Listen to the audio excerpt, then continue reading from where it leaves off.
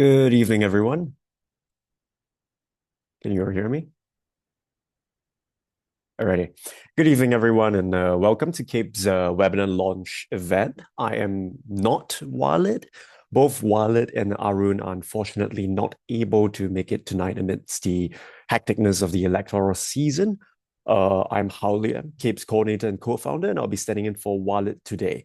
We apologize for the last-minute change in the panel. I will also ask for your forgiveness. I'm currently dialing in from Stanford University in the US. It's about 5 a.m. here for me, so bear with me if I sound confused half the time, which I already do.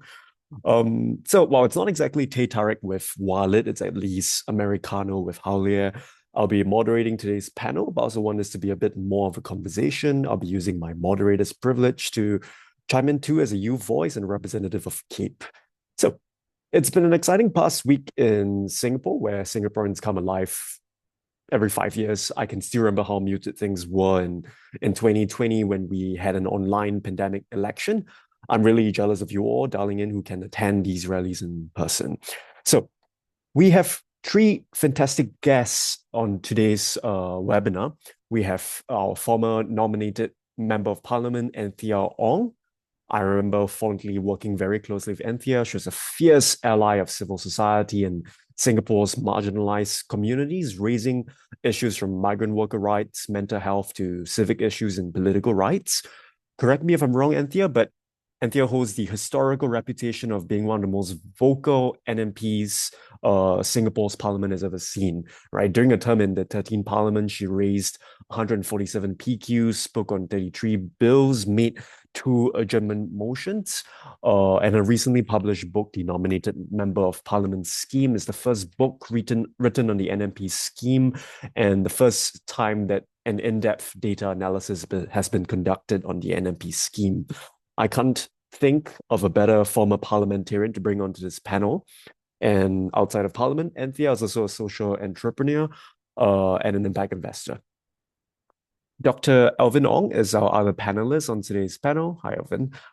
He is an assistant professor at the Department of Political Science at NUS. His primary research is in the democratization in East and Southeast Asia, with a specific focus on the role of opposition parties. He has researched and written extensively on electoral politics, opposition party dynamics, civil society action in both Singapore and Southeast Asia, and we're very, very honored to have him and his insights today.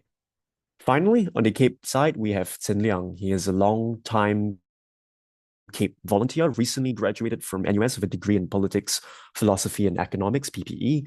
He is one of the many incredible volunteers who leads Cape's Parliament Tracker project in his free time outside of work and has led the creation of this incredible report. So for all who are new to this, CAPE, for the Community for Advocacy and Political Education, is an all-volunteer community of young Singaporeans working on political literacy and civic education.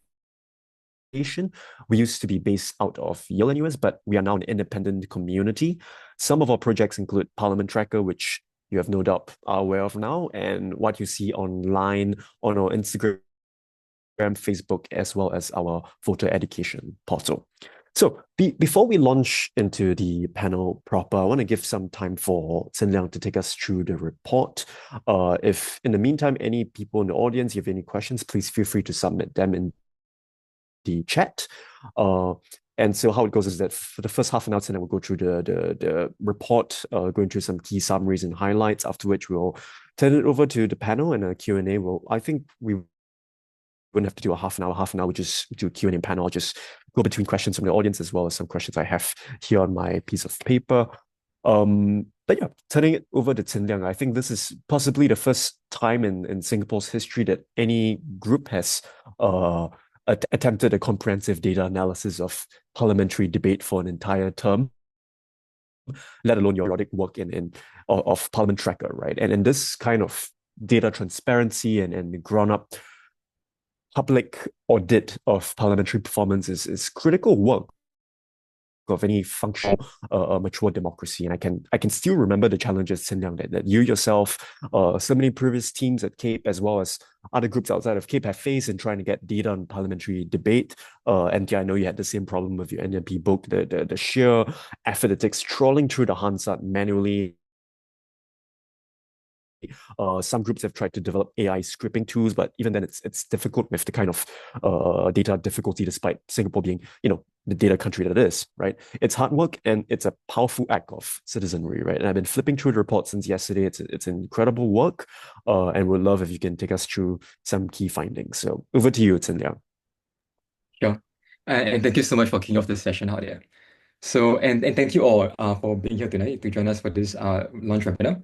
And I'm very happy to be presenting this report on the behalf of my incredible team of volunteer writers who have been tirelessly working on this report really since last year.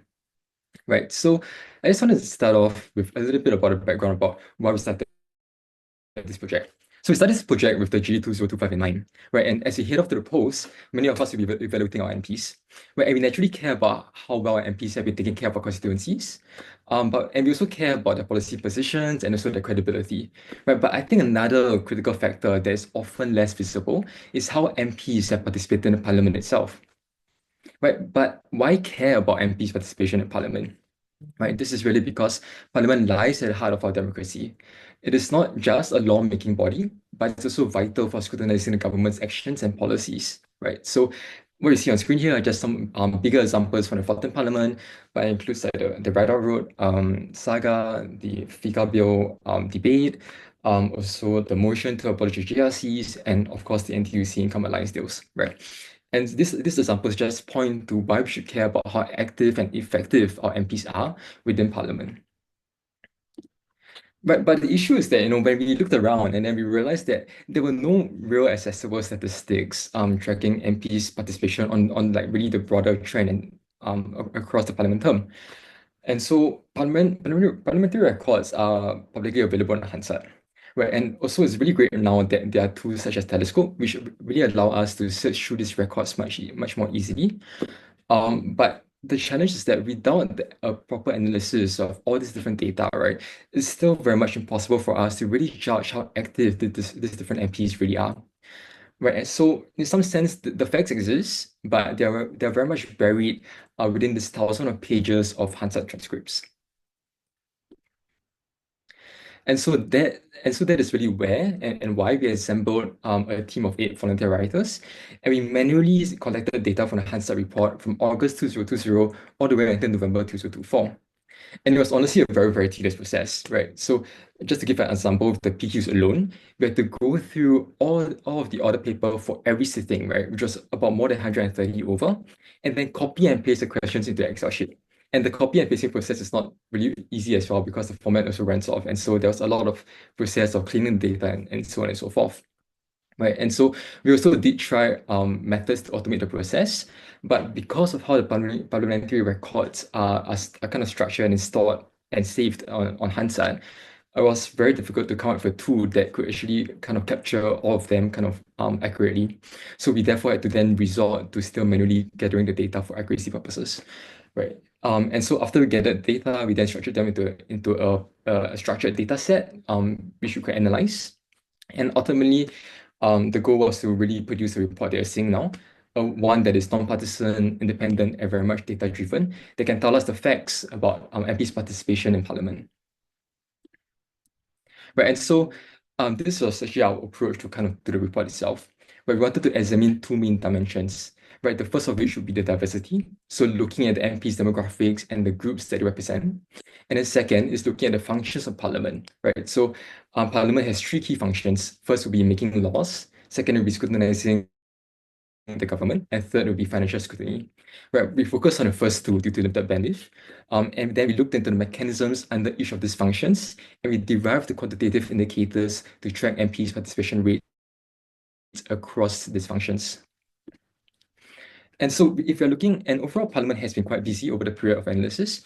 So the data that are analyzed included 189 bills introduced, 11,216 PQs, 101 motions tabled. So this only includes debatable motions and adjournment motions, as well as 45 ministerial statements. Well, and taken together, these numbers reveal a Parliament that's growing more active and contested. And so it also kind of hints that democratic norms of transparency and meaningful debate are gradually becoming more deeply embedded in Singapore. Right. And so here's the plan for the rest of this presentation. So we'll start off with a diversity and representation of racial minority interests in Parliament, and then we will walk through the MP's participation across bills, PQs, motions, and interest statements. And for each, I'll highlight the key trends and the findings. So let's start off with diversity. Okay, first, where Parliament is doing well.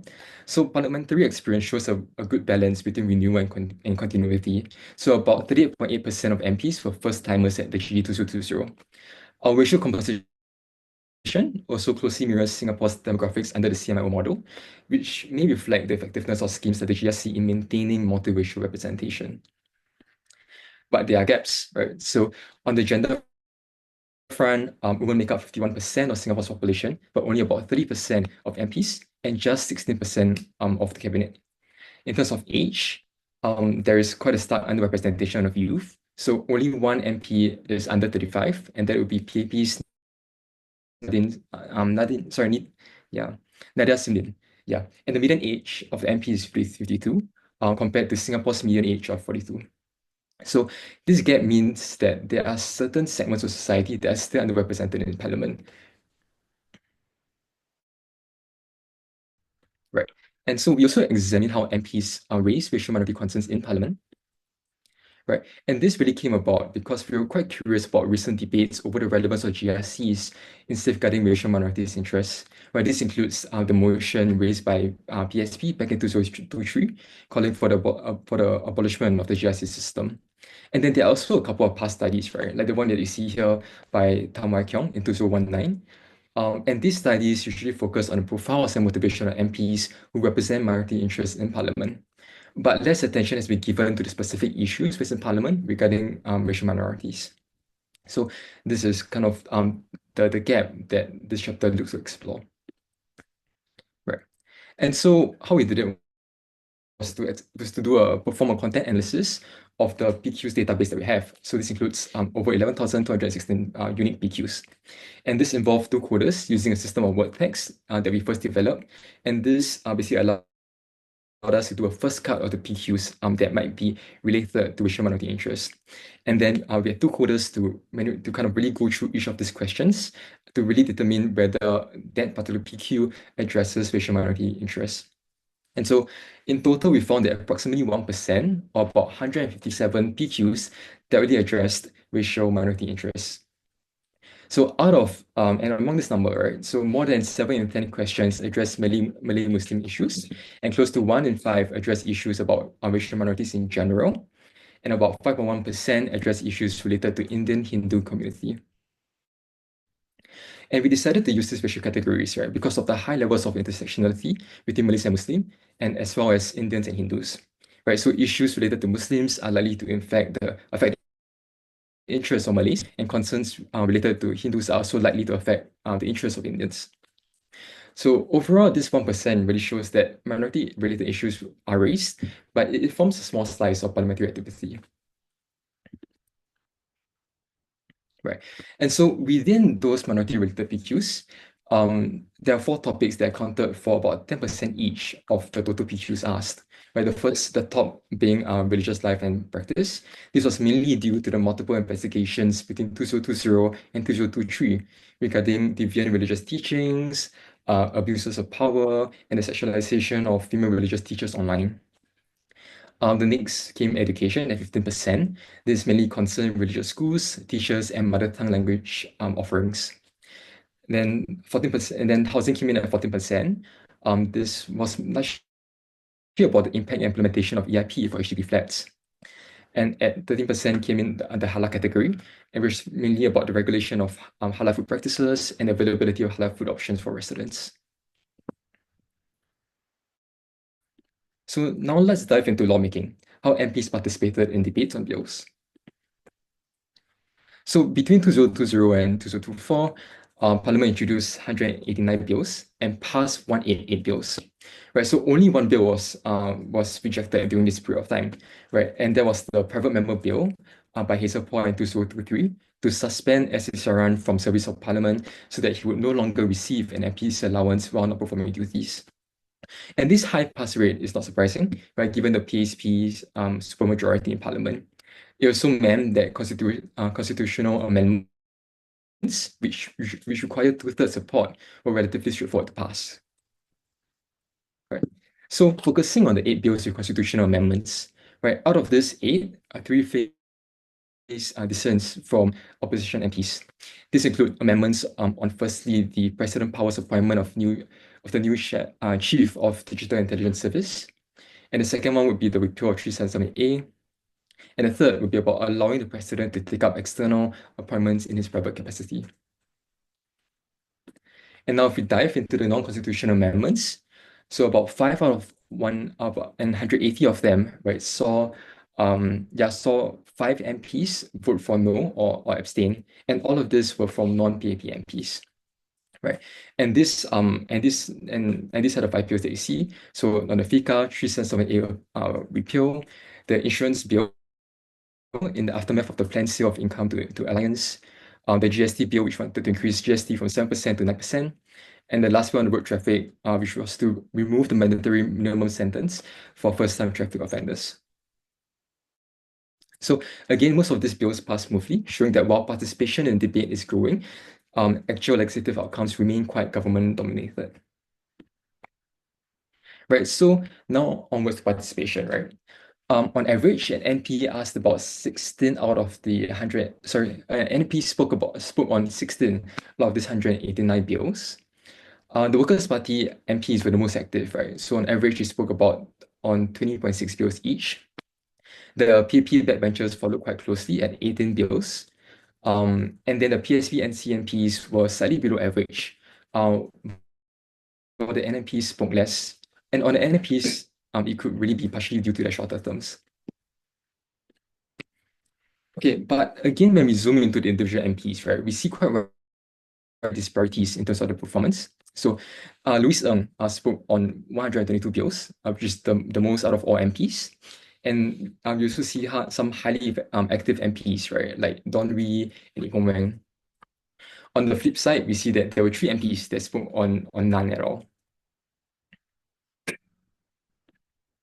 Okay, now moving on to the parliamentary questions.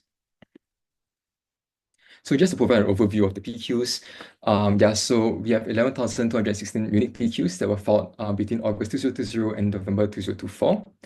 And for context, each MP is allowed to file up to 5 PQs per sitting, of which a maximum of 3 may be for oral reply. And during each sitting, Parliament allocates up to 90 minutes of question time where ministers must respond to these oral PQs. Right. And so PQs, they generally serve 4 main roles. Right. The first would be to seek information, to stay updated, or to obtain official data that might not be publicly available otherwise. They are also used by MPs to press ministers on their decisions and policies, or also to push their own policy ideas. And MPs can also use it to raise constituents' day-to-day concerns, for the ministers' feedback and solutions. Right. So diving into the trends by party, right, it's quite unsurprising that because PAP has the most seats, right, the MPs generally ask the largest share of PQs in Parliament. But an interesting trend is that over time, the PAP's share of questions fell slightly below its share of seats, which is about 69%. Meanwhile, we see that opposition MPs, though smaller in number, were kind of punching above their weight in Parliament. And this is more obvious, right, if you really look at the average number of PQs per MP per sitting. Right, so on general, you see that the opposition MP kind of files more PQs than the PAP MPs on average. And if you see the NCMP from the PSP MPs, essentially, it's really quite interesting because from 2020 to 2024, they consistently participated or filled more PQs across the year, right? Really reaching a peak of 3.9 by the end of 2024, right? And then at the bottom, you see that the NMPs consistently also filled the fewest PQs among Parliament. Right, and overall, this suggests that opposition MPs were more proactive in using PQs as a tool of scrutiny. So if we're drilling down really to the individual level, right, we find significant discrepancies in how actively MPs ask PQs. So on average, each MP asks about 1.2 questions per sitting. However, this average really masks an uneven distribution. So a relatively small group of MPs fought a very large number of questions, while majority asked very few. So you see, the rule of 0 to 1, right? So you can actually tell that 59% of MPs average fewer than one question per sitting. Right, and this is further illustrated again by comparing the top 10 and bottom 10 performers. Right, so among the top 10 questioners, you see Louis Ng again leading the pack with about 4.4 PQs per sitting on average. And then you also see, Long Perari, Ip Hong Wang, who were also highly active. And then at the bottom, you see out of the 10, 9 were NNPs, and then you also see Vikram Nair that averaged nearly 0 PQs per sitting. Okay. And then lastly, for the PQs, we also looked at which ministries the MPs were questioning. So MOH, NMD, and MOM were consistently among the top 3 ministries, reflecting issues of the day, right? Like COVID, housing, and jobs. And the bottom were consistently MINDEF and MFA. Yeah.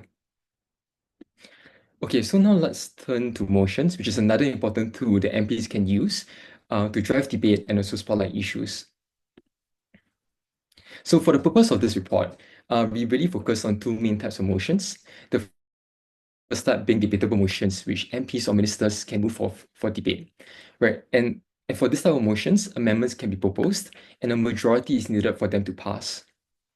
The second type that we looked at was adjournment motions, which are basically short 20 kind of minute speeches at the end of sitting, usually raising a specific community or policy concerns.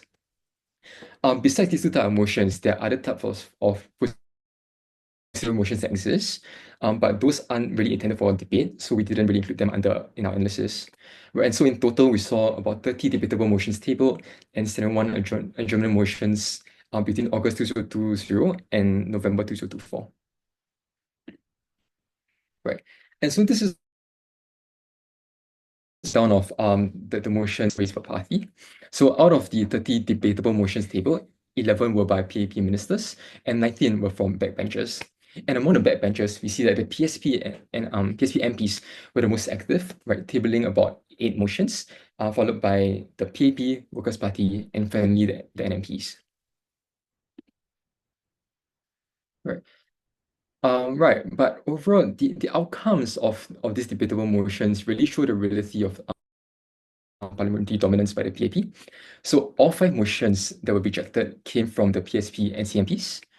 9 other motions were passed after being substantially amended frequently by PAP MPs, right? And you can see that all of the worker parties motions were actually amended, right? So this kind of shows that while opposition MPs can actively participate through motions, they also face significant hurdles in doing so. Right, so now we jump into adjournment motions. So out of the 71 of them that we recorded, about half of them were from the PAP and another half from the opposition MPs and NMPs combined. Right, so but if you actually compare it to the seat share, so PAP actually underperformed compared to the seat share. Right, so they have 69% of seats, yet only 51% of the share of adjournment motions. By contrast, the opposition and NMPs collectively kind of did more motions relative to the seat share. This is a sign that opposition MPs and also NMPs are using adjournment motions more aggressively on average. Right. So again, if you drill down to the individual performance of the MPs, right? So the highest contributors in terms of adjournment motions was again Louis Ng. And interestingly, if you combine both Louis Ng's and Marali Pali's adjournment motions, they already account for 41 of PAP's adjournment motions. And then looking down the list, we also see quite many opposition MPs and NMPs in the mix. Yeah, and quite interestingly here is that you do see quite a bit of NMPs among the top, right? Which actually shows that perhaps this is one of the preferred methods in which NMPs raise issues in Parliament. Yeah. And if you do not see MPs here, that means that they did not raise any adjournment motions. Okay, finally, let's turn to the ministerial statements. So ministerial statements are official speeches that ministers can make to explain major issues in Parliament, right? And then MPs may seek clarifications on the statements, but no debate is allowed thereon, right? Uh, so between our period of analysis, right, a total of 45 ministerial statements were made, right? And the graph that you see here basically includes a breakdown of the different categories of ministerial statements that have been made.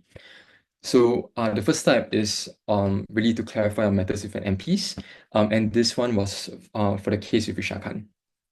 The second type was used to address statements by an MP, and both of these were directed along my way.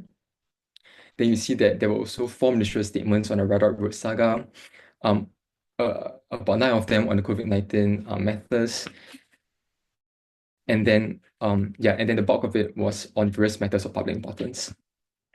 Right. So I think overall, the idea really is that these statements serve more as a channel for ministers to really convey a message to Parliament, but it also offers MPs a very small window for quick questioning. Right. So overall, in terms of looking at who delivered the most ministerial statements, right? So most of the statements came from few core ministries, right? So the ministers representing MOF delivered the most ministerial statements, right? And these statements include those on like bolstering security or digital banking, and a lot of support measures for the different circuit breaker phases during COVID-19 pandemic. And then they were closely followed by the MOT, MHA, and MOH. And overall, this pattern also reflects national priorities during the 14th Parliament, which was really about the COVID-19 pandemic management and also economic resilience. Right. And finally, we also look at who participated by seeking clarifications after the statements. So a typical member of the House asked questions on approximately 5 ministerial statements. PSP and CMPs averaged about 16 clarifications each, which was the highest among the rest. Workers' Party MPs averaged about 10.5, and PAP backbenchers averaged about 4.7. So I think actually if you look at the individual level performance, Gerald Giam actually led individually with 22 clarifications, followed by Pritam Singh at 18, Long Mai Wai at 18, and then Hazel Paul at 14. Right, so jumping into our conclusions. So overall, I think our findings reveal a parliament that's becoming more active and more contested. And MPs, usually the opposition MPs, and also certain PAP backbenchers and NMPs have actively participated in the reading of bills and also made very strong use of PQs, motions, and clarifications to scrutinize policies, right? But participation among MPs remain uneven, right? So a group of MPs account for a very large share of parliamentary activity, while many others participate less frequently, right? And so ultimately, a more active parliament is not built by MPs, right? It also depends on the public that's informed, engaged, and ready to hold our MPs accountable.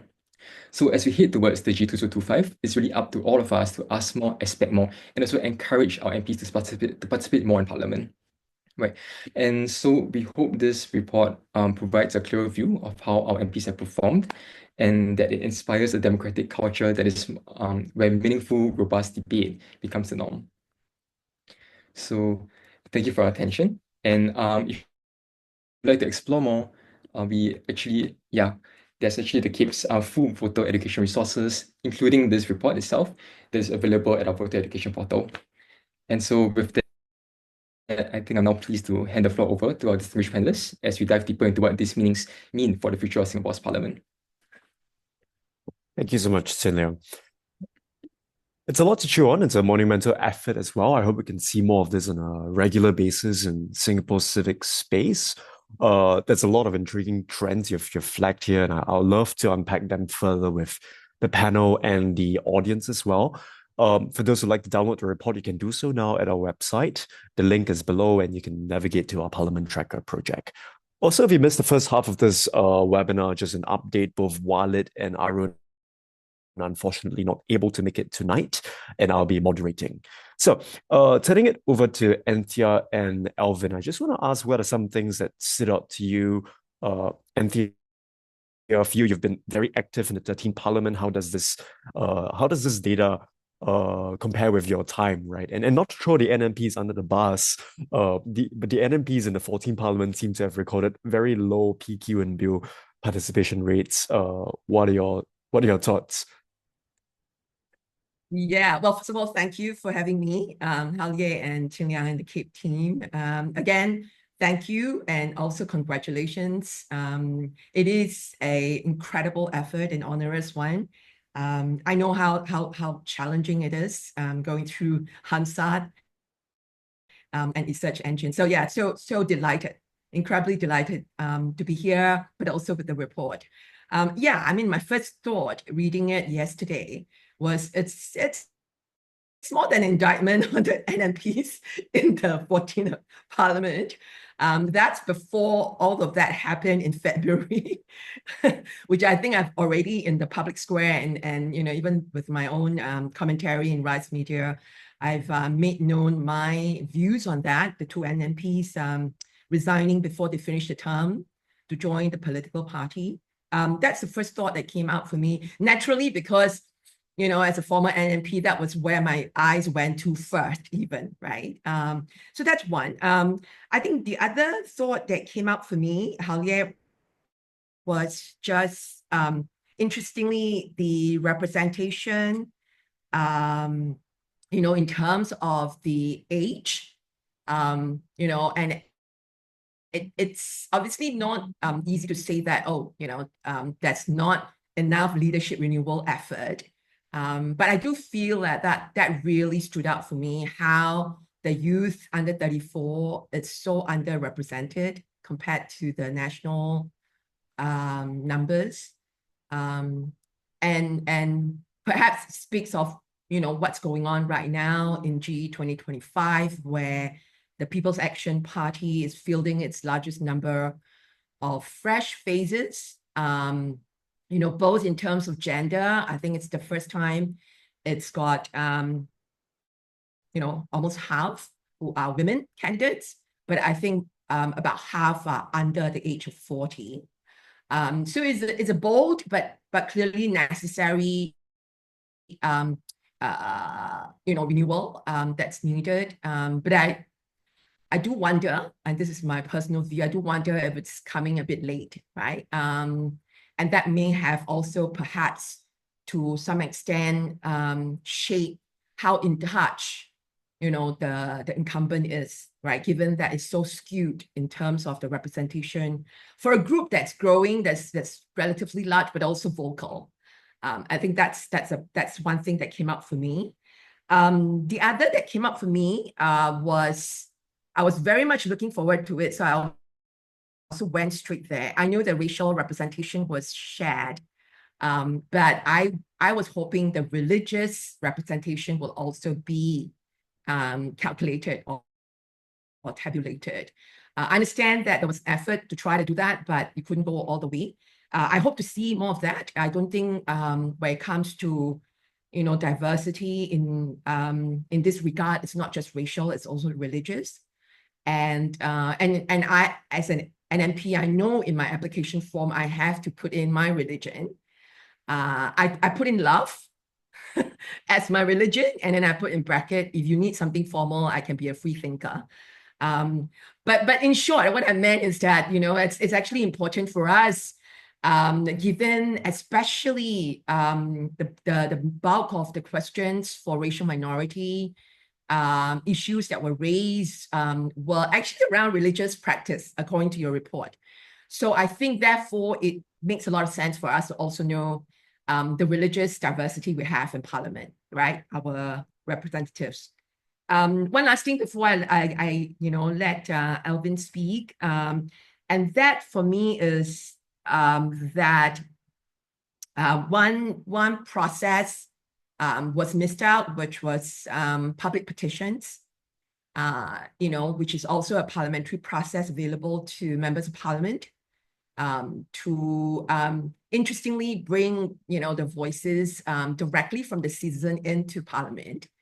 And we don't see many of that. I think the last one was from PSP. The last two, I think, was on PSP, on SARS, and FICA, if I'm not wrong. But it's far and few between lah. So that's also something that we need to think about. And on that note, fun fact, GovTech initially suggested a new app called Petition SG in 2022. I was so delighted that if you get 10,000 signatures, then it will get a response from the minister. And then I think within a week or two, the government apparently said, no, it's not going ahead. So I'll leave it as that and then over to Elvin. Sorry, I took a bit more time, too excited with this report. A bit of a geek with deep data.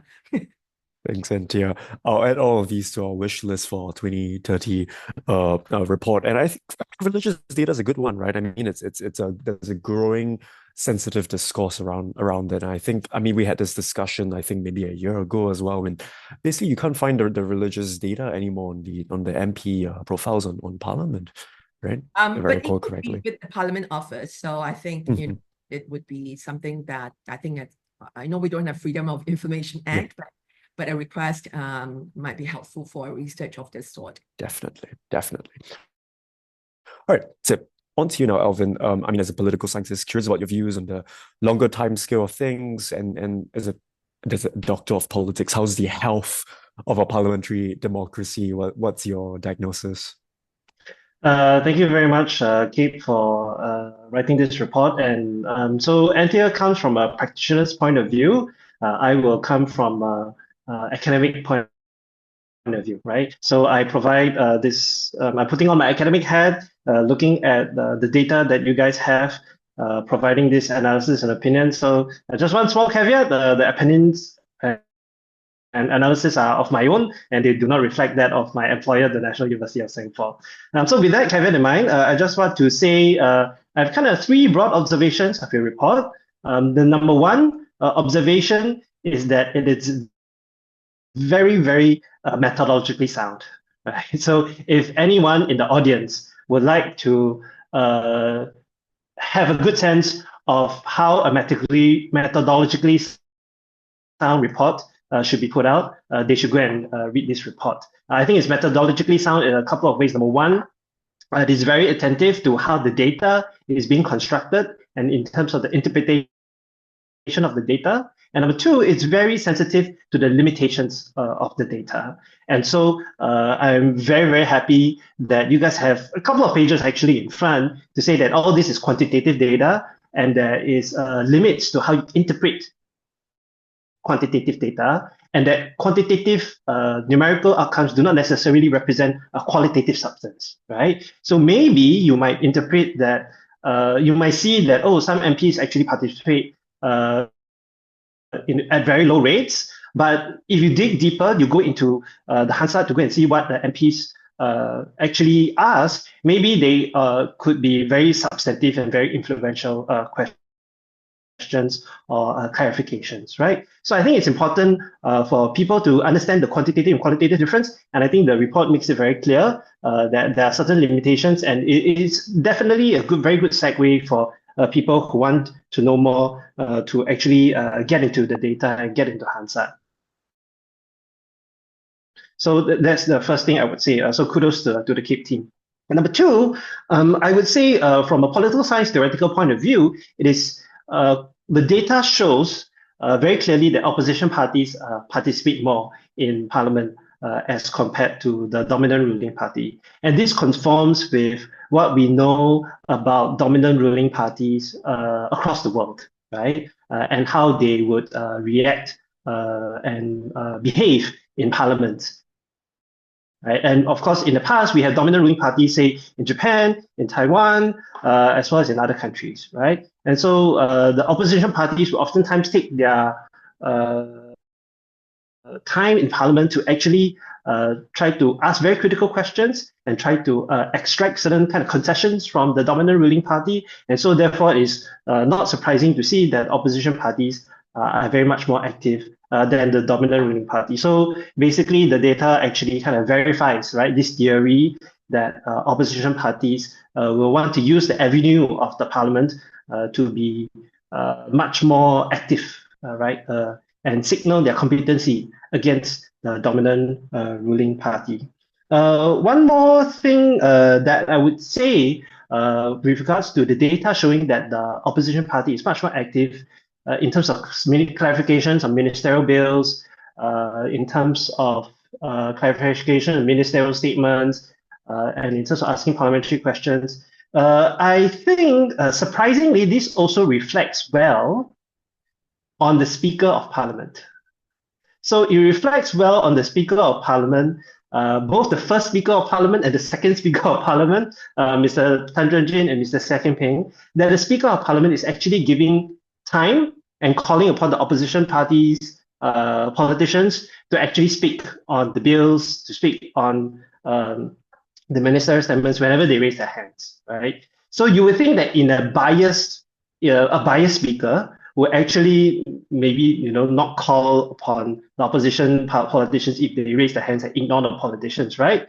But actually, them being so high frequency on the data set actually kind of shows that okay, they actually are called upon when they raise their hands, right? So it suggests that our speakers are doing a pretty good job allowing the opposition parties to have airtime, let's put it that way, right? And then finally, the third thing that I would say, would ask everybody to go and read this report for is with regards to the poor performance. The good performance we know very well, right? MP Lewis as well as the other opposition parties, right? But the poor performance in terms of asking clarifications on bills, in terms of say asking parliamentary questions, right? It's quite surprising to me. I think asking parliamentary questions, the PQs, is a very basic, simple thing to do, right? You just submit 2 sentences, 3 sentences, 4 sentences, 5 sentences before every parliamentary sitting.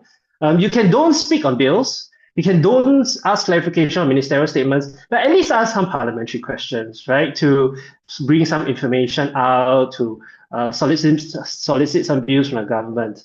And if you don't ask parliamentary questions, I think it's not a good look. And as I think I mentioned just now, of the bottom 10 parliamentary questioners, 8 are NMPs actually. And to me, that's a pretty worrying sign. I know I know NMPs are not paid much, right? Only just $1,900 per month, which is, helps cover, I guess, your transport fees and maybe some time spent on researching questions and so on and so forth. But it's really quite concerning that if, say, within 2.5 years, you only ask, say, questions, right? Hypothetically, you ask 5 questions. I think you can do some simple calculation. Within 2.5 years, you ask 5 questions. And within those 2.5 years, let's say 1,900 times 30, if I'm not wrong, that's about $57,000. That means one question, we are paying you $10,000, something like that, right? Which is kind of not a great look, right? So I really question the NMP scheme, if it is the so-called contributions that the NMP is making. And maybe for future parliaments, the next one that we have, if we have future NMPs, maybe the NMPs can try to be a bit more active. Thanks, Elvin. Any thoughts on that, Anthea? Well, I mean, that was the first thing that I also saw, right? And I think when we did the NMP book and did the research, we also saw the sort of the undulation, right? In terms of questions asked over the years. So that NMP book, which we published in 2022, captured the data from the 8th Parliament all the way to 13. And and we found even 14 actually, half of the 14. And we found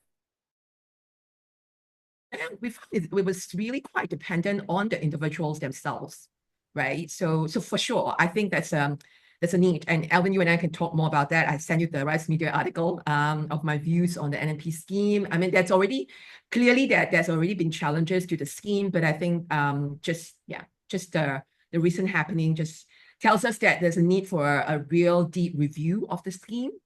Otherwise, as a public institution that's enshrined in the Constitution, how can it actually foster any more trust, right?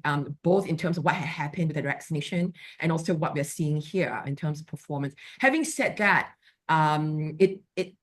it also is important to see that they seem to have come forward in terms of adjournment motions, and I think in terms of speaking up for bills. So that might be a function of understanding their role. Do they see their role more as just participating in lawmaking and financial scrutiny? Because I assume they have participated in budget and COS, and they spoke up on bills and even adjournment motions, but they have not taken up the task of holding the government to account, which is the second big function. And a big part of that is fulfilled through PQs and even more so SQs, right? Supplementary questions, which I also noticed in the report that the team had wanted to capture supplementary questions.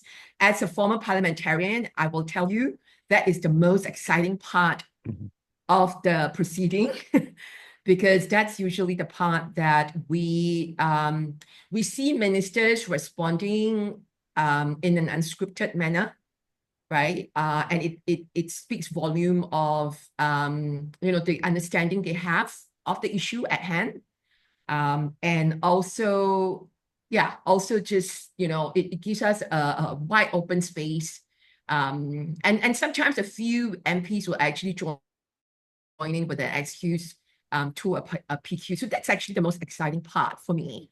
But unfortunately, we are constrained by 90 minutes of question time. We do have a very efficient parliament. We try to get through in speed. And so that also means that a lot of questions that were filed, even for oral answers, more often than not, and I personally have experienced it a lot, where it then goes into the pile for written answers, right? So you don't get the SQ, that supplementary question bit. However, can I also add one thing in the observation for lawmaking in terms of bills? As a parliamentarian or as a former parliamentarian, I just want to share that actually speaking up on bills is not just lawmaking. Of course, that's the primary function because a law is being tabled. And as legislators, we're supposed to speak up on challenging the law being tabled, the bill being tabled. But it's also a great opportunity for policy advocacy, right? Because it is not to say that every MP that spoke up on an amendment bill or a new bill is just focused on debating on the technicalities of that bill, right? We often use the opportunity to then raise other issues. So personally, for me, when the electronic payment services bill was tabled, I raised the issue of why aren't we having migrant workers' salaries electronically paid so we know if they actually are paid, right? And so that's an opportunity for that. It's very fun because then it becomes a little bit of getting that opportunity. I'm saying with income tax amendment bill, I actually used that to raise the opportunity to introduce tax incentives for more decarbonization, right? So, it's a fine line. You can't go too much into something way too tangential that you might get shut down by the speaker. I got shut down by the speaker on debating on a constitutional amendment bill where it was a procedural bill, and I took the opportunity to talk about equality, Article 12, and then I got shut down, but it's still worth a shot, So I just want to put it out there. This is obviously from my experience that it's what also we do as MPs, and that's an opportunity to bring a lot of voices in, even with the bills table.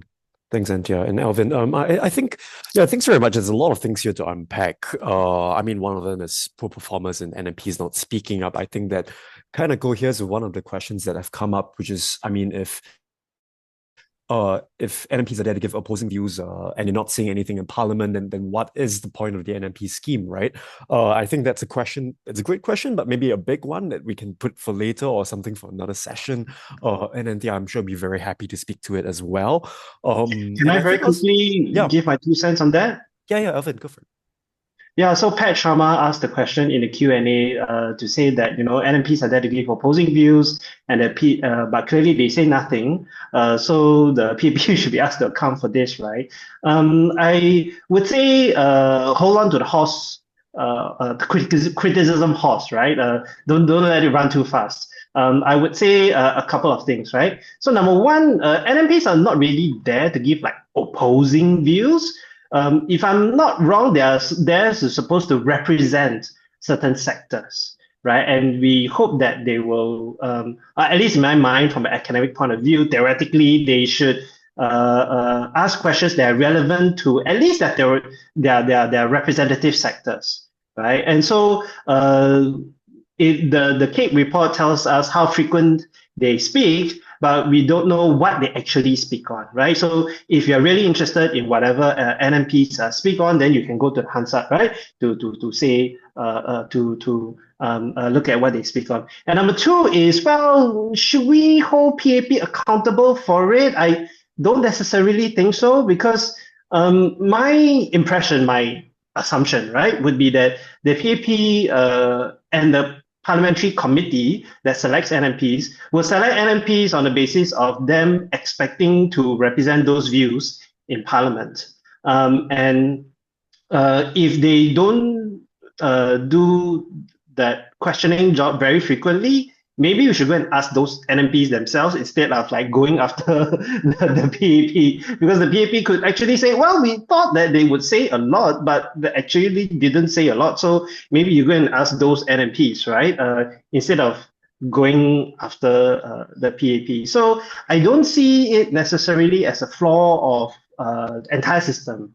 Maybe there are some kind of incentive mismatch in terms of how active we expect NMPs to be. Yeah. Yeah, but can I just jump in? And I know that we don't want to make this an NMP discussion, but just to also just round this off. Thanks for the question, Pat. And there's a lot of reflection with the NMP scheme. But I don't think it's the incentive structure, because NCMPs are paid about the same as NMPs.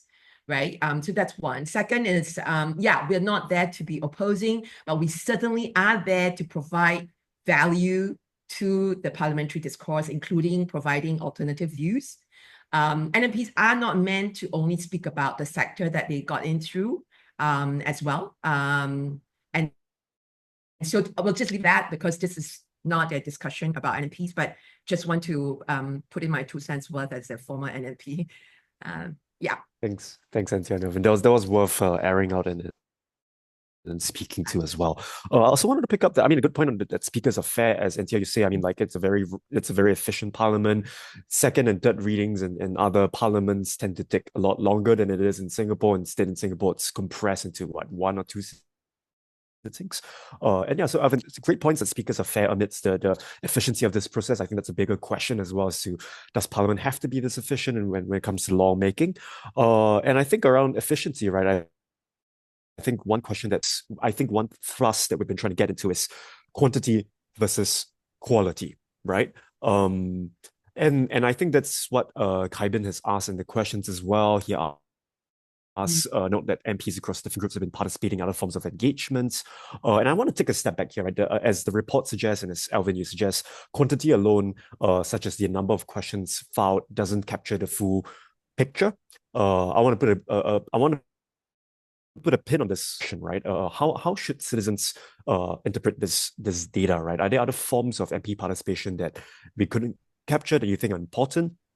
I want to link this question with also another bigger sort of pool of questions, right, around the fact that in the report we see that many bills do not have a lot of dissenting votes, right? And interestingly, the PSP, the Progress Singapore Party, doesn't appear to speak up a lot on bills compared to the WP and even the PAP, right? So what does this mean, right? Yeah, so I would say in terms of interpreting the numbers, right?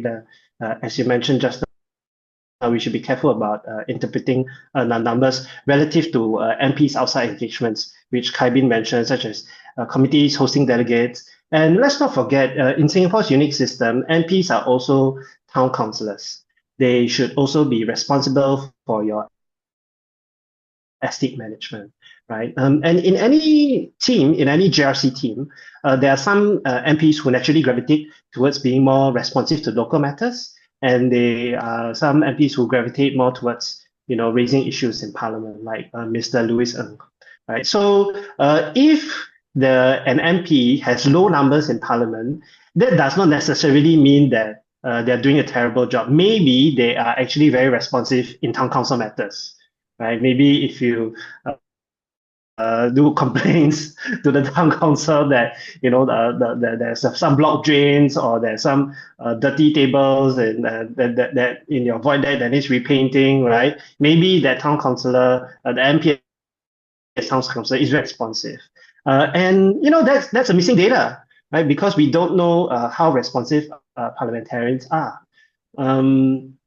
so it's worthy to kind of think about this MP participation as in Parliament as kind of like a really important slice of work that they do, but not just the only important slice. Unfortunately, in Singapore, we are kind of conflated to two, right? The town council management as well as parliamentary participation. But yeah, there's really no way to kind of just kind of ignore one against the other, lah. Yeah. I think then, therefore, we'll take a step back, and that's the bigger question, right? Really, should MPs, the fact that they are members of Parliament and not members of town councils, and Parliament clearly has these three functions. Should we actually have an MP have both, right? There's very much, well, first of all, it's actually a lot to take on. Especially if you add on that, most of our MPs are part-time MPs. So they themselves even have a day job, right? Full-time day job. And then you have these two big portfolios of, two areas of big responsibilities to look into. So I think it begs the bigger question of, given that actually MPs have town councils and town councils have the Town Council Act, and town councils are actually managed by a professional managing agent, right? How much of MP's time should be to estate matters, right, or municipal matters? It's something that we I think as a society, as a people, as a democracy, we need to ask and reflect and and have a discourse around. To your point, Javier, about in terms of the bills, and we don't see many dissents, right, for bills that have been put forth. Well, first and foremost, I mean, we all know that it's a supermajority.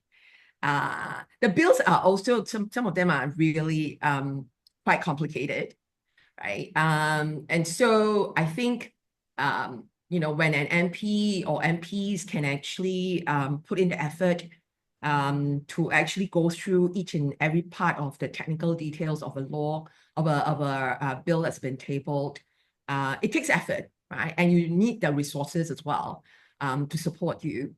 I feel that just the sheer number of dissent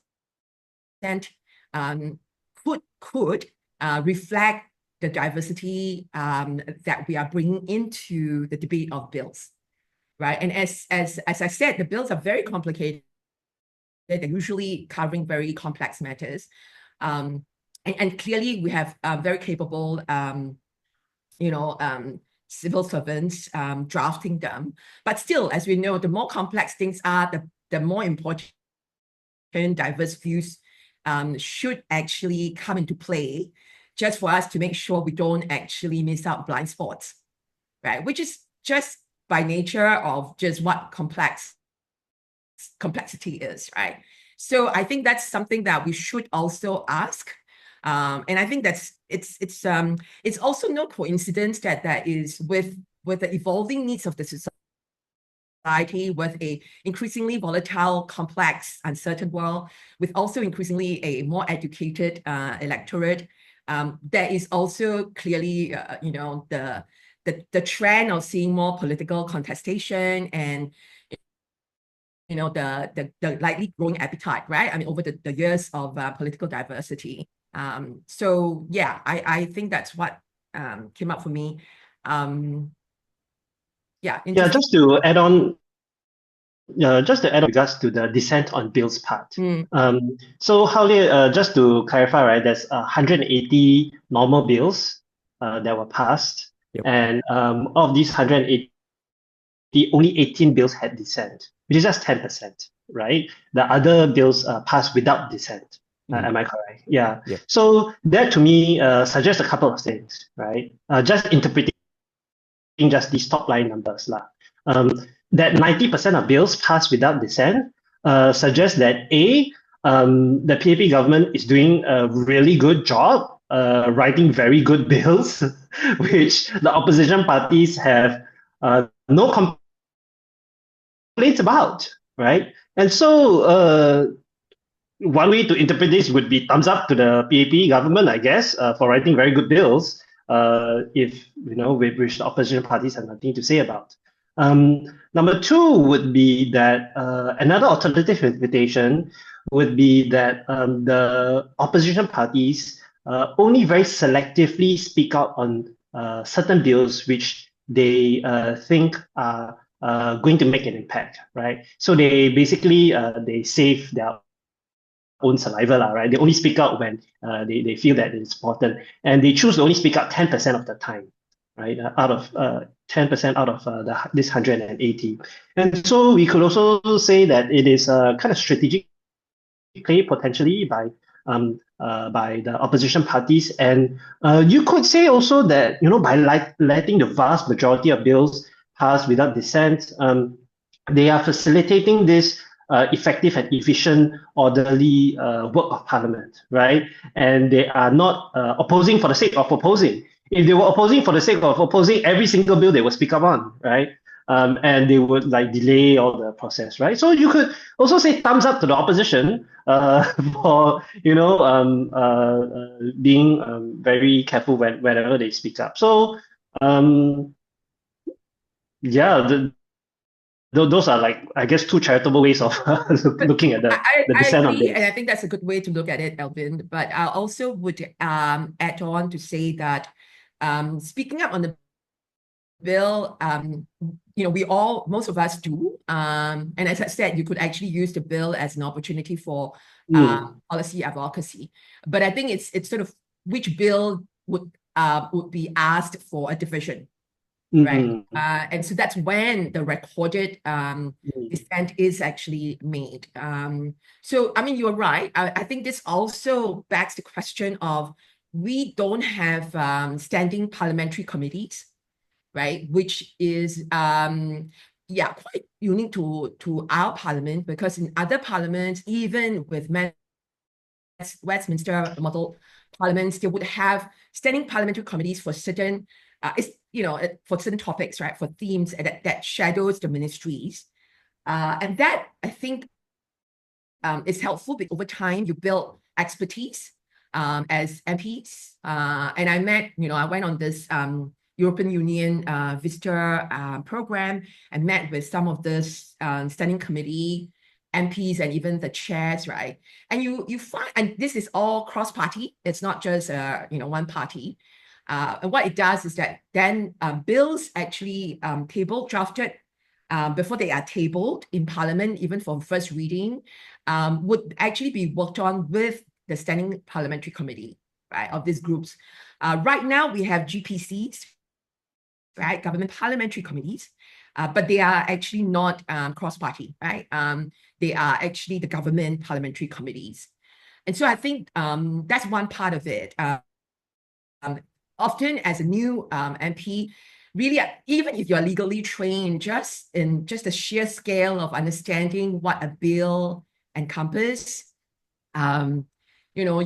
yeah, it's a lot of, a lot of effort and a lot of investigation and asking, for expert resources to advise you on where can you oppose, where can you create alternative views, right? So yeah, that's just practically what I've seen happen lah. Thanks, Anthea and Elvin. Yeah. I just wanted to, in case anyone's confused in the audience, what we mean by dissent, what we mean by division. So I mean, when bills are passed, I mean there are yays, which means you agree to the bill. There are no's, and then there are abstentions, right? But typically what happens is just an oral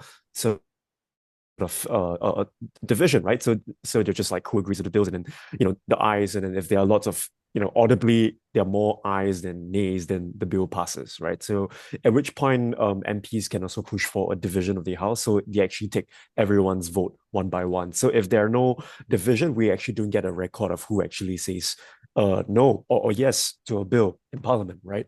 And typically that happens if, there's audibly a lot more consensus and unanimity, because divisions take a while and we want to be efficient in making the law. Yeah. Sorry.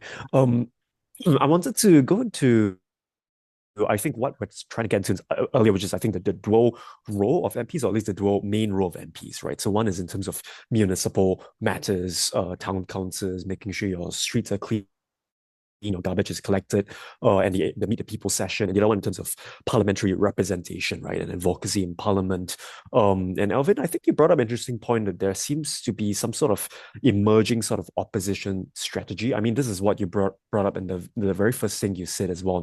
The second point around, theories of opposition, trying to sort of perform in parliament and show themselves as an active sort of alternative to the dominant party, right? And we see this in, I think, the kind of PQs that are being asked. I wanted to get into this a little bit more, and I think link up with Anthea what you're asking about GPCs, right? I mean, where do we see ourselves? I mean, do we see it already in terms of the opposition maturing in parliament, moving beyond just PQs, moving beyond, I think, opposing or being contrarian, but moving into a more constructive, co-creative kind of government, involvements in GPCs, involvements in bills, motion amendments, for example? Is that something we're seeing? Is that something you want to see? Is it something you think will evolve along the way as as our parliament evolves in the 15th parliament, for example?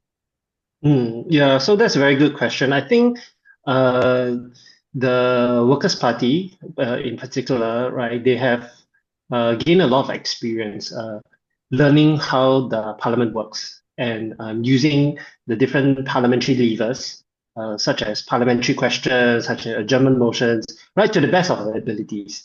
So you could say, in terms of the numbers that they have, which is just 10 MPs, they've kind of like maxed out what they could potentially do within the structure of government itself. And we can also see for the NCMPs, the two NCMPs from PSP, they have had a steep learning curve for the past few years, right? And you can see as the years pass, they ask more and more questions. So they start to learn over the years as well about how to work the parliamentary structure, how to work the parliamentary system, right? So again, I think there is, as you mentioned, there's a kind of a saturation maturity about how, in terms of pure numbers, they can actually work the system. So the current system as it is, I think, has definitely seen a kind of maturation, saturation, with regards to how the opposition parties work the system. Now, if you want to potentially make some structural changes, which could potentially allow the opposition much more influence, I think the next direction would be, as what Anthea mentioned, would be this thing called parliamentary standing committees, right? And I'm quite familiar with this term because I am actually political scientist of Malaysia, and in Malaysia, after the recent, democratization episodes where the opposition defeated the Barisan Nasional, they managed to reform parliamentary structure to build more parliamentary select committees, right? And what parliamentary standing committees, right? Parliamentary standing committees in Malaysia is somewhat similar and modeled on European parliamentary standing committees, if I'm not wrong, from the UK as well. And these are committees centered around, say, maybe trade and investment has one committee. maybe say, let's say climate change as another committee. And a third committee could be, say, about social education issues, right? And these are committees set up as independent committees of Parliament. The standing committees means that they kind of hang around all the time. And these standing committees, they are made up of both the ruling party's MPs as well as the opposition party's MPs. So depending on the ratio of the MPs there, right? It's sort of like if you follow American politics, sort of like congressional committees, yeah. So the wrinkle to forming these parliamentary standing committees, right, is that when you form these parliamentary standing committees, yes, for any particular topics and issues, you need to empower these parliamentary standing committees with powers of summoning evidence, summoning people to present evidence before them, to so-called increase transparency, right, in how the government works, yeah. And when you empower these parliamentary committees, that's where the wrinkle lies, right? Because Singapore has a very centralized political system, right? A lot of power is being held within the cabinet, within the government, and with regards to like how Parliament works. So imagine if you were to devolve power, right, to this parliamentary standing committee, and they can anyhow ask people, summon people to give evidence, right? Then it will create kind of like quite chaotic scenario, which is not what a dominant party, ruling party would want, I guess, right? So whether this will be something that the PP does within the next 1 or 2 parliaments is still remains to be seen.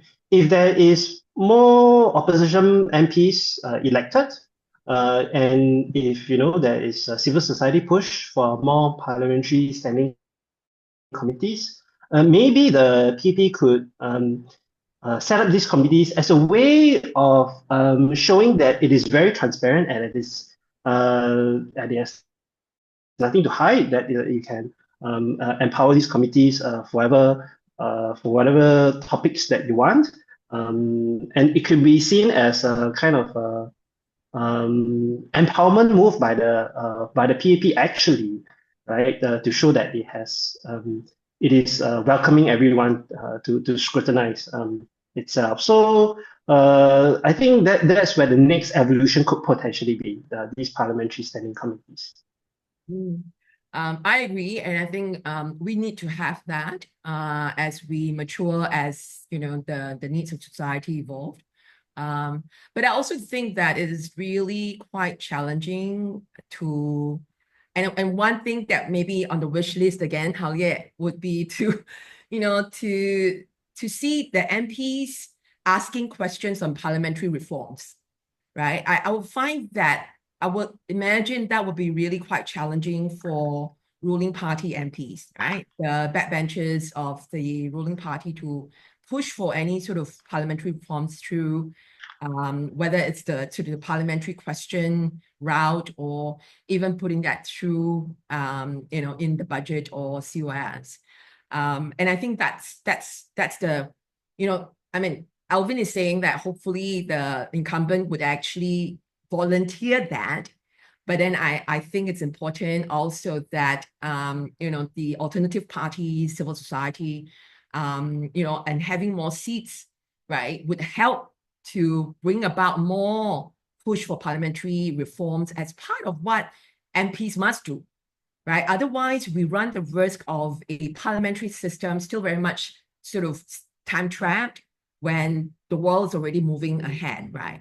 And one example is, have you felt the pain like your CAPE team has felt in trying to extract data from Hansard, right? Is, I think for a smart nation, we really need to make, such records a lot more easily, never mind searchable for citizen efforts like this. But I would even, argue that we should actually have the Parliament Office put out such performance trackers, right, as actually a service for citizens. and for MPs as well. And it shouldn't have to be done only, once every 5 years, which then makes it really onerous to gather all the information. I mean, town councils are actually given an annual report. Why can't we also have an annual report of our MPs?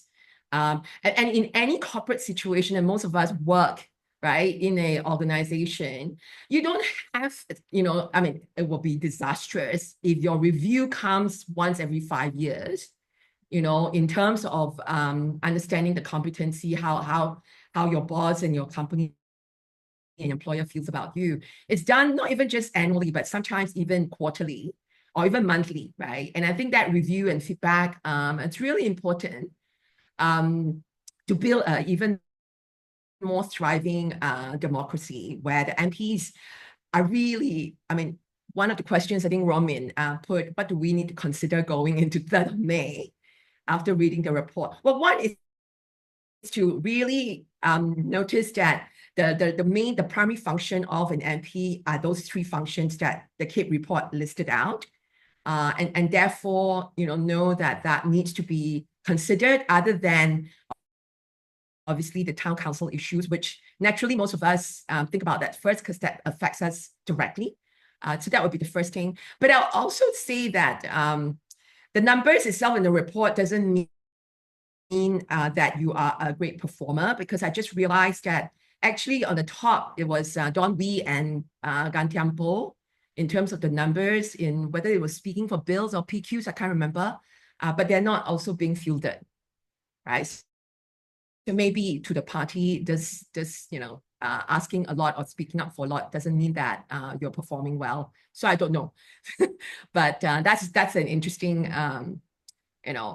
interpretation as well, right? Just because you are high in numbers doesn't mean you get refielded. So what does that mean, internally within the party? Yeah, so that would be my take on the parliamentary reforms being important. I think alternative parties can push for that more easily than the incumbent party MPs. And making sure we don't deprioritize the functions that an MP has to do in Parliament, aside from the town councillor role as we go into the poll.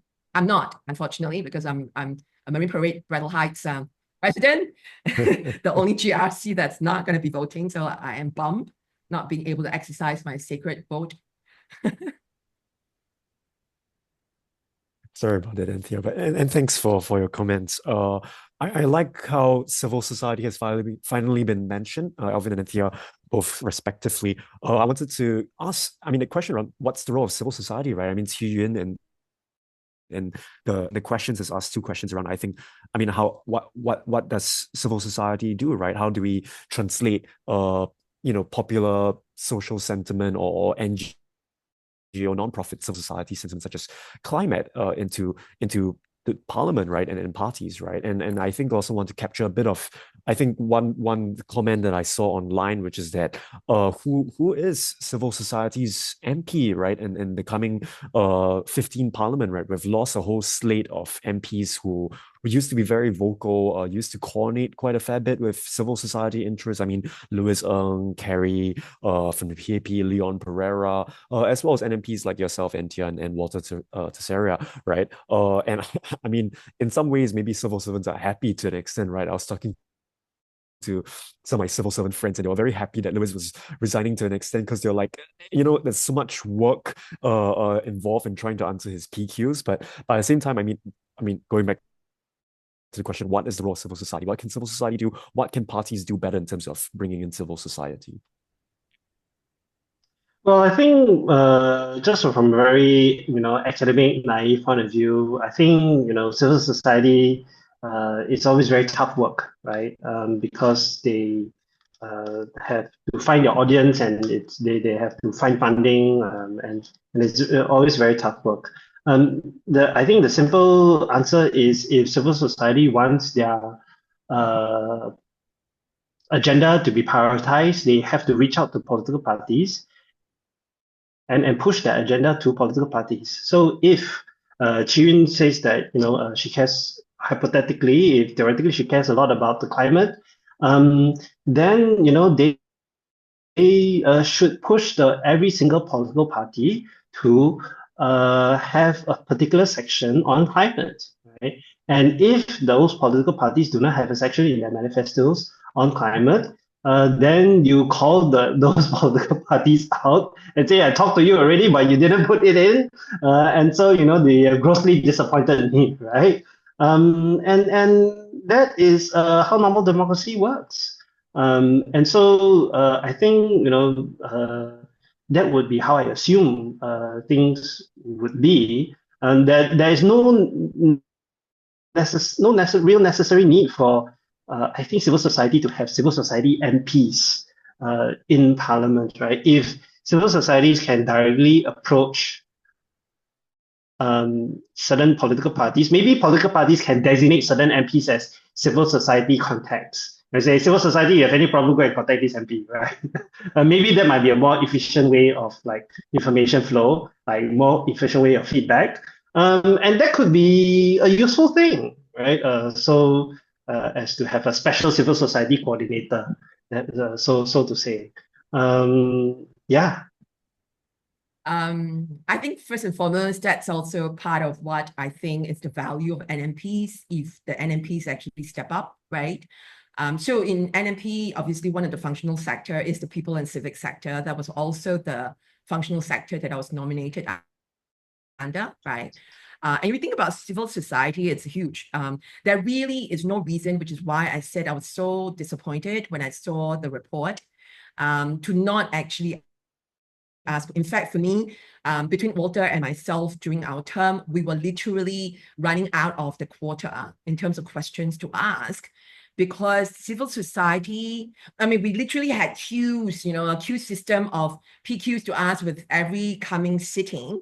And part of it, number one, obviously, we don't have Freedom of Information Act. So a lot of the information that we need at the civil society level, and I think that includes also the social service and community groups, right? For them to also even better plan their services if they have information, never mind, obviously, in terms of advocacy. And so I think that's one value that NMP can bring in terms of, being, because NMPs do not need votes. And I was very clear about that. And therefore, to such a large extent, why am I not speaking? Why do I need to speak, tentatively, right? There should be no fear or favor. I am not trying to get into, anyone's good books. And so it's easy then, therefore, to be where we can bring civil society together. And in fact, without resources given, because NMPs are not entitled to legislative and secretarial resources or allowances, unlike elected MPs, actually working with the civil society, and Howley alluded to that at the very beginning. He was a brilliant, I call them legislative angels, not assistant, because cannot afford to pay. So they're angels, they're still LAs.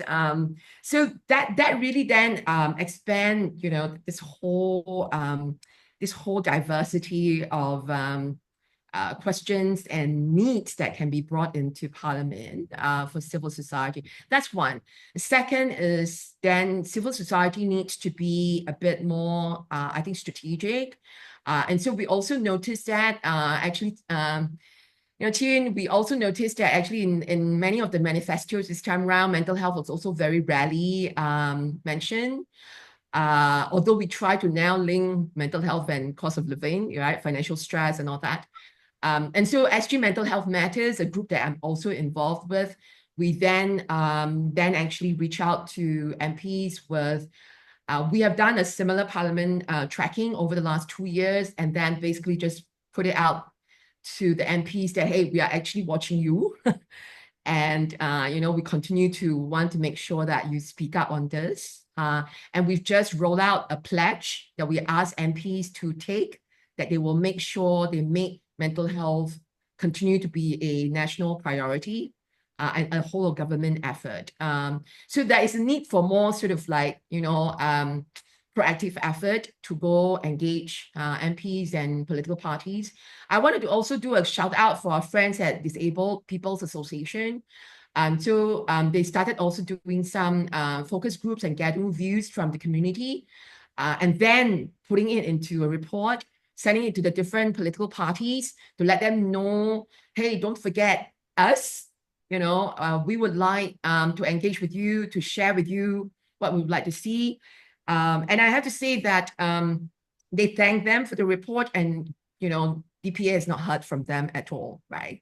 And so I think to Elvin's point, it's one way to go to the MPs and political parties, but it's quite another to not actually then engage and follow up. And I think then that speaks to, again, maybe another parliamentary reform, right? Do we want to continue to be a majoritarian democracy, or do we need to start thinking about a more hybrid, with proportional representation?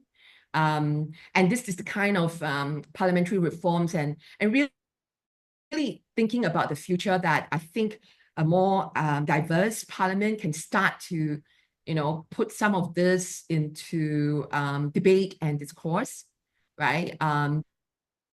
So we are ready for what the parliament needs to be for the future, because majoritarian democracy still means that opposition parties who need the votes will only bring out, or not only, but they tend to bring out majority interest, and understandably so, right? Because they need to vote. So minority groups and interests would tend to be sidelined. And that's what I'm trying to make NMP scheme strengthen, so that we can still keep that going.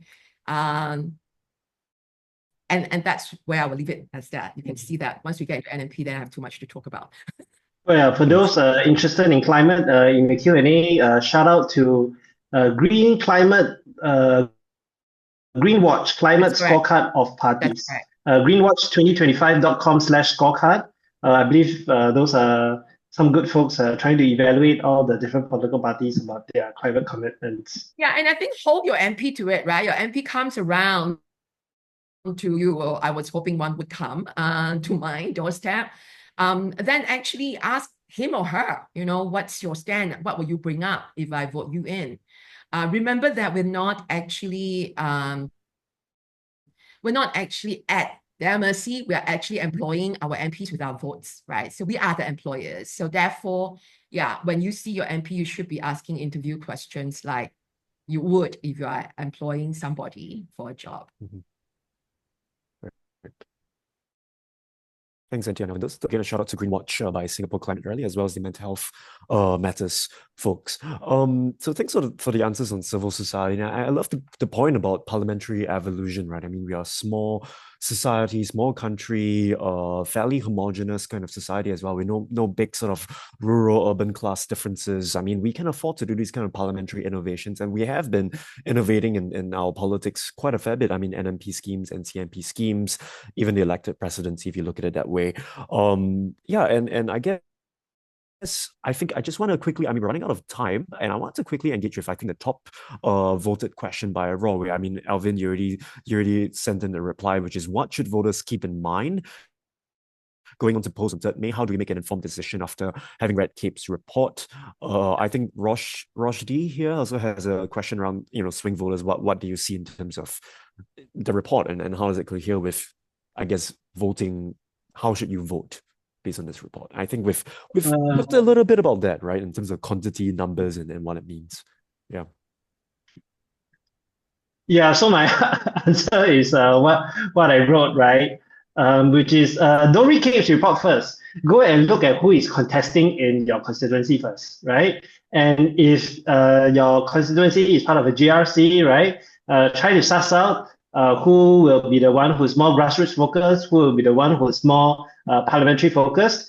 Sometimes the PAB tells you very directly, right? If I'm not wrong, Minister Shamgum in his Nishun GRC says that, I have 2 potential political office holders, 2 people who are very good at grassroots. So you would expect those who are in more grassroots inclined to be much more active in their parliament, I would guess. But in any case, if there are recurring candidates standing in your constituency, right? Let's say whoever it might be, let's say, I don't know, Vikram Nair, right? Let's say Vikram Nair is recontesting again. Then you go to Cape's report, right? And go and see, okay, let me go and search Vikram Nair, where is he, right? And then, okay, Vikram Nair is doing well in certain things, not doing well in other things, right?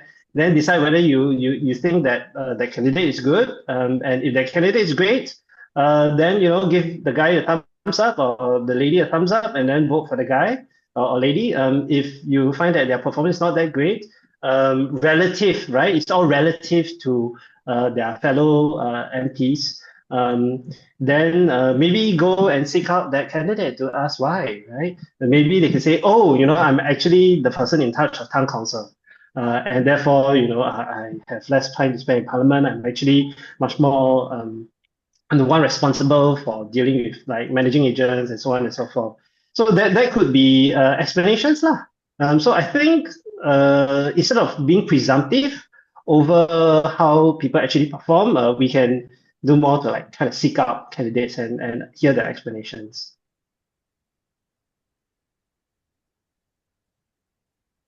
Yeah, I would agree with that approach in terms of not jumping to the conclusion that if they happen to rate poorly in the Cape report, as we have been sharing about the limitations of this report, and that the quantitative indicator doesn't mean that the quality assessment has been done, because this is really still very much a qualitative analysis. Then it's important to find out a bit more about what's behind their low or high numbers. A high number, as I mentioned earlier, like Don Wee was, doesn't mean that he's standing in. So it's also something interesting to ask, right? So, what does that mean for the party? And I think more importantly, it is for you that you are choosing, employing this MP for. So what's important for you, right? And then making sure that you ask those questions. But I think the Cape report really helps us to have more informed conversations with our MPs. The baseline of the quantitative number really helpful to have a discussion. It is also something to sort of for you to keep track of, maybe if you haven't been following your MP's parliamentary performance. It's maybe time to go back to some of the live streams or some of the Hansard and see what he or she had actually spoken about in that area. Yeah, I think ultimately that's really what we are hoping this conversation will help with, right? Making an informed decision. But also, I mean, voting has also an emotional element to it. And so therefore, you need to ask yourself what's really important, what matters. Thanks, Anthea and Elvin. All right, we're at time. I just want to ask one last question, and if you could give a one-sentence, two-sentence reply. What's your wish list for the parliament, the coming parliament? What's your wish list? Second question, what's the wish list for Cape's 2030 report? Oh, wow. So this is obviously, see, we're thinking, Alvin and I, so it's not actually prepared. What's the one thing for the coming parliament, which is the 15th parliament? So, and what is the... I would say a very simple thing towards parliamentary evolution and parliamentary reform would be to just set up one parliamentary standing committee as an experiment and have that one parliamentary standing committee be on economy and trade, right? And have both PAP MPs and opposition MPs on it. And this parliamentary standing committee on economy and trade would help us solicit views and solicit ideas about how to respond to this more uncertain world, right? And I think it is potentially useful in a sense that you have a formally institutionalized setting where people can come together to very transparently speak their mind and share their ideas about what the government should be doing and whether the government can consider some of these new ideas, right? I think, moving forward, as everyone mentioned, it's going to be a very uncertain world. If we are continuing with the ship analogy, we need all hands on deck, and we need all ideas, right? And a parliamentary standing committee, just one as an experiment, could be a good way to try to do that. Did you want to answer about CAPE, Elvin? CAPE, continue doing a good job. Thank you. Encouraging this, Prof. So for me, I'm glad, right? We will give different wish for 15 parliaments, so we can stack on. So I won't repeat the parliamentary standing committee. I would actually ask for MPs. I mentioned this earlier. I wish we could actually see the Parliament office actually start to put out performance scorecard, right, of MPs, not just having the report on their attendance, which I think is the only thing we have now. We also have media mentions, but not sort of, because that then means that CAPE can do other things if this is already being captured. On a yearly basis would be wonderful. Then, every year we as citizens can do this, because I think if we leave it to the once every 5 years, then, a lot of recency effect comes in with all the noise and all the sound bites and all of that. And then you forget about, how did they perform over the last term? So that would be something I wish we could actually get started. And then with CAPE, certainly hope that if the Parliament Office does this, that we can find some way, Hao-Liat and team, Qing-Yang and Ange, that we can find some way to get more into the quality assessment of MPs. I know that's challenging, but that then is the next value add we can give to the electorate, right? To build a more informed citizenry, but also getting, the way we assess MPs, with a more, a richer set of indicators, right? Other than just quantitative. I know it's a big ask, but yeah, that would be my wish for CAPE 2030 report. Thank you, Anthea and Elvin. May all our wishes come true in this election season. Yes. And all the best for elections. Thank you all very much for coming for today's webinar. The numbers in our report speak for themselves. The numbers are a story of a maturing and an exciting and evolving parliament. Maybe we could see a lot more of that in the 15th Parliament. I'll do a quick shout out for CAPE as well. Come to our website at capesingapore.com for our voter education portal. The full report can be found on our website as well. With that, have a great evening and all the best for elections. Thank you. Thank you all. Thank you.